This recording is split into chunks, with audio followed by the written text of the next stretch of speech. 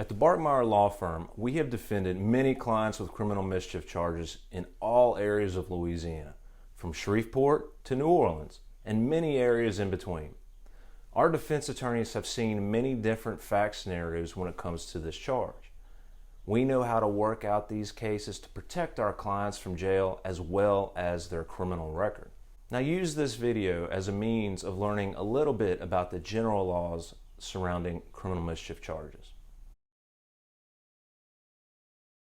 The most important thing to know if you've received a summons for criminal mischief in Louisiana is that it is a charge that carries up to 6 months in jail. If you decide to just go to court and plead guilty to the charge without an attorney, you will be at the mercy of the judge during sentencing. If the judge does not like the acts that you were accused of, he could have you remanded immediately and ordered to serve up to 6 months in parish prison. He may just give you 1 or 2 months in jail. Even if the judge does not give you parish prison, he could place you on probation for up to 2 years and hang jail time over your head if you mess up during probation. He could order as conditions of probation that you complete classes, community service, and pay probation fees, fines, and court costs. Then you would have a criminal mischief conviction on your record. So if any potential employer, landlord, or bank runs your criminal background, they would see that you've been convicted of a criminal mischief. Now ask yourself, why an employer would want to hire someone convicted of criminal mischief?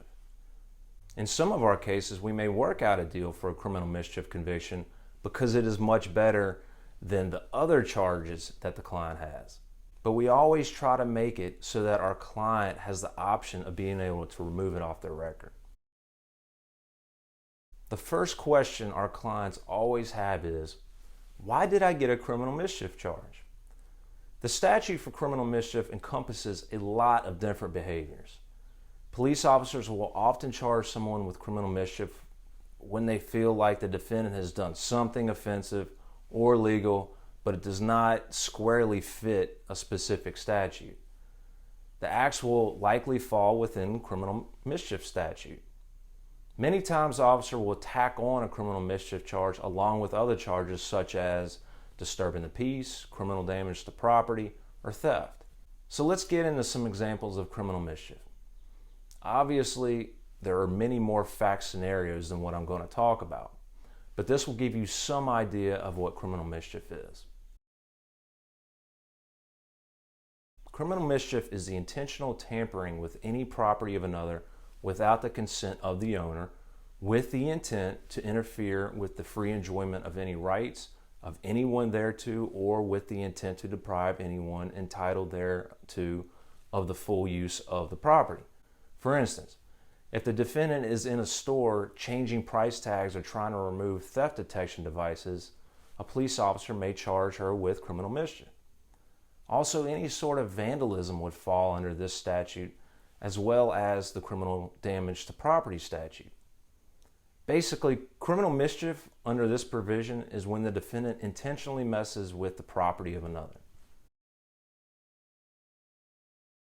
Criminal mischief is the intentional giving of any false alarm of fire or notice which would reasonably result in emergency response. It is illegal under this law to pull a false fire alarm. Usually you see kids and mentally disabled people get accused of criminal mischief under this provision. It creates a lot of disruption to give notice to the police of a fire. Many first responders must act immediately and travel to the scene. So as you can see, the potential threat of a fire causes stress to the people present. This disruption is why the legislature has made such a harsh penalty for false fire alarms. Criminal mischief is the intentional driving of any tack, nail, spike, or metal over 1.5 inches in length into any tree located on lands belonging to another without the consent of the owner or without the later removal of the object from the tree. This provision makes it illegal to put nails in trees without consent from the owner. The reason is that the nails can damage or kill the tree. This is similar to the provision that prevents messing with another's property. Damaging or killing a person's tree may result in less enjoyment of the tree and their property. Criminal mischief is the intentional felling, topping, or pruning of trees or shrubs within the right-of-way of the state highway without written approval of the chief engineer of Department of Transportation Development or his designated representative, provided prior written approval is not required for agents or employees of public utility companies in situations of emergency where the person or property of others is endangered. What this means is that you can only legally cut or trim trees that you own and that are not part of the right-of-way for the state. Criminal mischief is the intentional giving of any false report or complaint to a sheriff or his deputies or to any officer of the law relative to the commission of or an attempt to commit a crime. This is a common form of criminal mischief. If you call the police on your boyfriend and make up a story about how he is committing a crime because you're mad at him, you could get charged with criminal mischief.